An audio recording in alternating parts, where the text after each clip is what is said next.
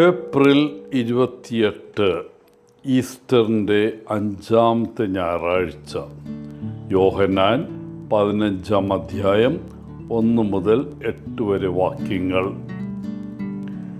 ഇന്നത്തെ സുവിശേഷത്തിൽ യേശു മുന്തിരിവള്ളിയുടെയും ശാഖകളുടെയും ഉപമ പറയുന്നു.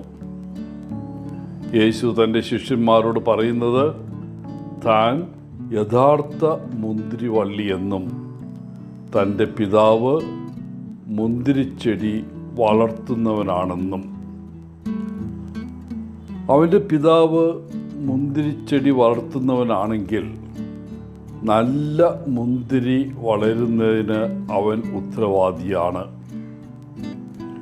മുന്തിരിവള്ളി വളർത്തുന്നവൻ നമ്മെ വെട്ടിമാറ്റുമെന്നും പ്രൂൺ ചെയ്യുമെന്നും യേശു പറയുന്നു. ഇത് വേദനാജനകമാണ്. എന്നാൽ ഈ പ്രൂണിങ് കൂടുതൽ ഫലം കായ്ക്കാൻ നമ്മെ പ്രാപ്തരാക്കും.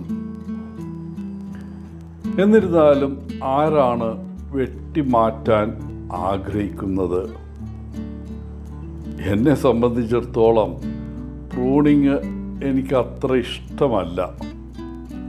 സാധാരണഗതിയിൽ അത് നഷ്ടവും വേദനയും ഉളവാക്കുന്നു. വ്യക്തിപരമായി എന്നെ തന്നെ വിടാൻ ഞാൻ ആഗ്രഹിക്കുന്നു. എന്നിരുന്നാലും ഞാൻ പ്രൂൺ ചെയ്യപ്പെടുന്നില്ലെങ്കിൽ നല്ല ഫലം കായ്ക്കില്ല എന്നതാണ് അനന്തരഫലം. ജീവിതം എപ്പോഴും നമ്മെ പ്രൂൺ ചെയ്യുന്നുണ്ട്. വെട്ടിമാറ്റുന്നത് സാധാരണയായി വേദനാജനകവും ബുദ്ധിമുട്ടുള്ളതുമാണ്.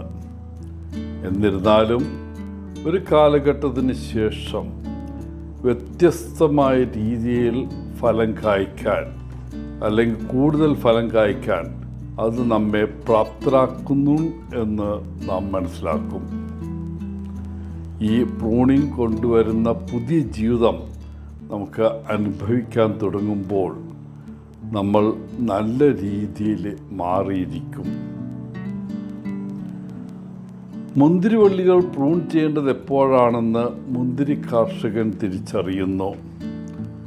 ആ വള്ളികൾ വെട്ടി മാറ്റിയതിനാൽ നല്ല ഫലം വളരുമെന്ന് കർഷകൻ മനസ്സിലാക്കുന്നു.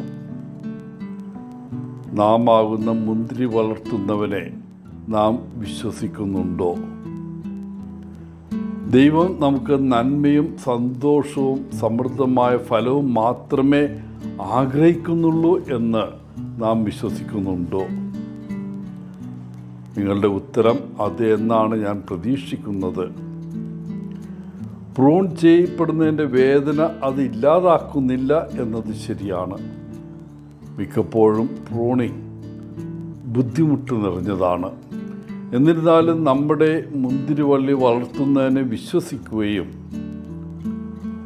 പ്രൂണിങ് കൊണ്ട് നമുക്ക് വളർച്ചയും സമൃദ്ധിയും ഉണ്ടാകുമെന്ന് വിശ്വസിക്കുകയും ചെയ്താൽ നമ്മുടെ ജീവിതത്തിൽ സമൃദ്ധമായ ഫലം ലഭിക്കും.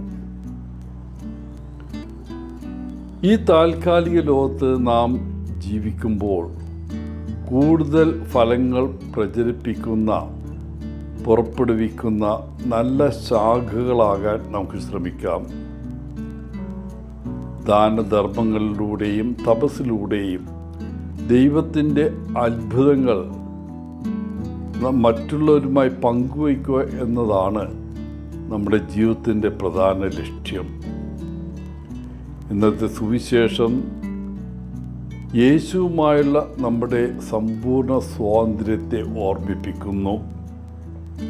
നമ്മുടെ അസ്തിത്വത്തിൻ്റെ കാതൽ യേശുവുമായുള്ള ബന്ധമാണ്.